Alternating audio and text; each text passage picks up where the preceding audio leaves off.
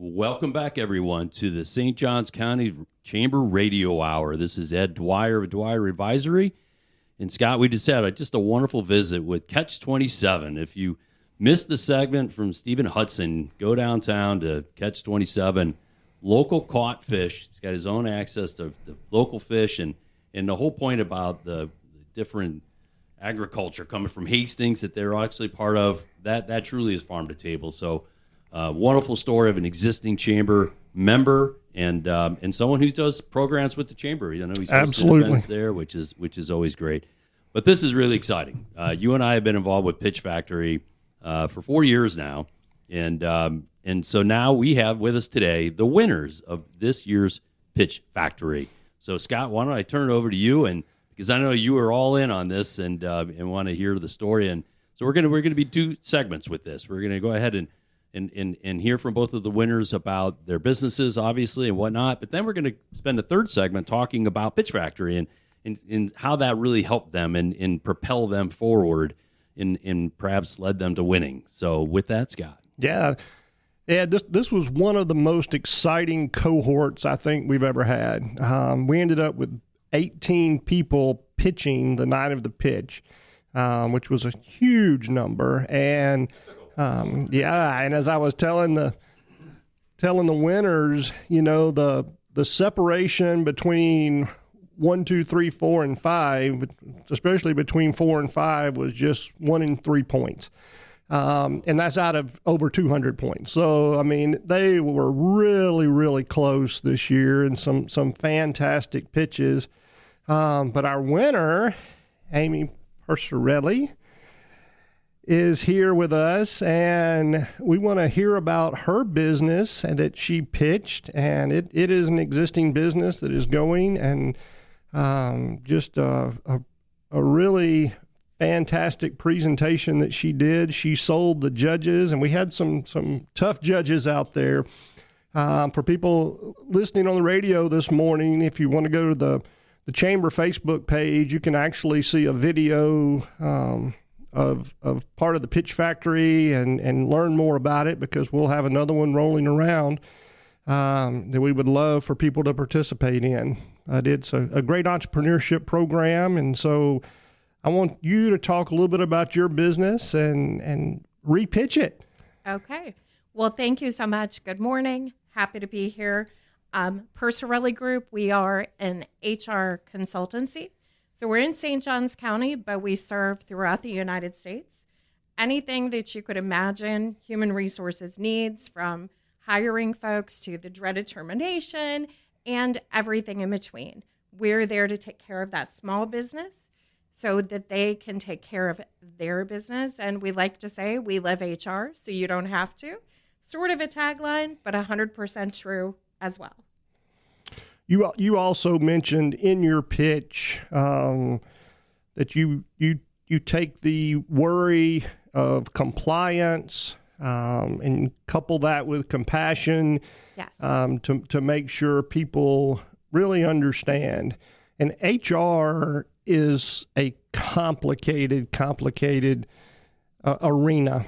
When you really get into it, when you start trying to run your small business, and you're focused on small to medium sized business. Yes. Yeah. Yes. And so talk a little bit about the challenges that you see other individuals that don't have that HR background facing as they try to navigate those waters. And that's a great segue. So HR is multifaceted. We sometimes get that tough rap that there were the mean lady in the corner that just fires people or, makes these rules up, when in reality, with my organization, we're there to help that small business. They know how to make widgets. They know how to make a website or whatever it could be that they're in business for, but they don't understand the rules and regulations that federal, state, and county have put in place to protect the employees and the business. So we come in, have a conversation, do an audit, see if there's anything that's really sideways that we can fix for them. I have clients that tell me, oh, I didn't know that was wrong. And that's great. I'm glad that we found it before some other agency found it. and you were fined or shut down or whatever. So we take that worry away from the small business owner and give them back that peace. They can run their business and know that the people side of things is taken care of. And compliance is huge. I love a good policy. That makes me a little weird, and I'm okay with that.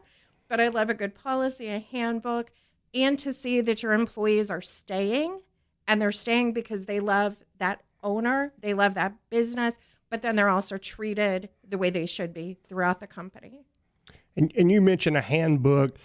You can help that individual write that handbook for their business as well, which is so important, because then you have documented consistency down the line, so everybody understands what to expect and what the benefits are, what the PTO is, all of those things together. Yes.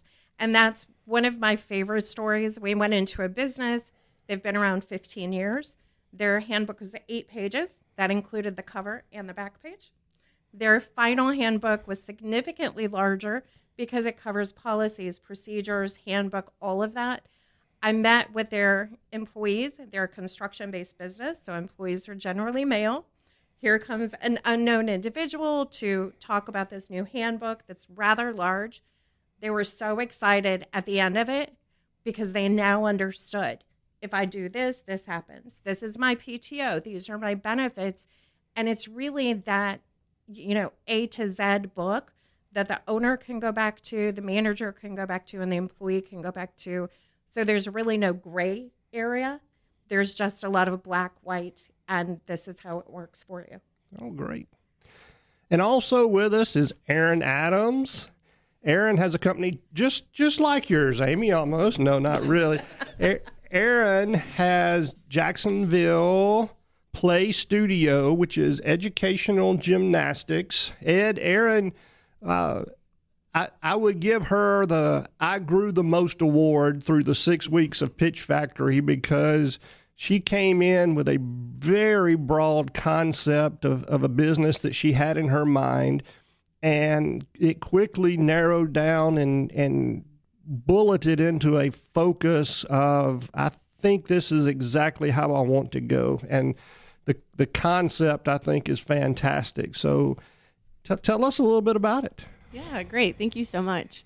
So Jacksonville Play Studio, as Scott said, is a educational gymnastics program. We really focus on developing children physically, cognitively, and socially.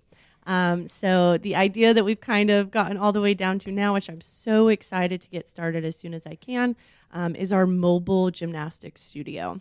So we're going to be going into preschools, daycares, elementary schools, even things like birthday parties and events, where we're going to bring the gymnastics studios to the children. So schools will provide the space, and we'll provide the equipment and the instruction, where we can work with those kiddos on developing and hitting all those really important milestones. And I think one of the key items that sticks out to me about the program is that you also include and incorporate parents into the program. I've got a 4-year-old granddaughter, and she is twirling and doing flips and doing all of these things, and I panic inside because I want to make sure she's doing it correctly so she doesn't injure herself. And I know that's something that you focus on as well.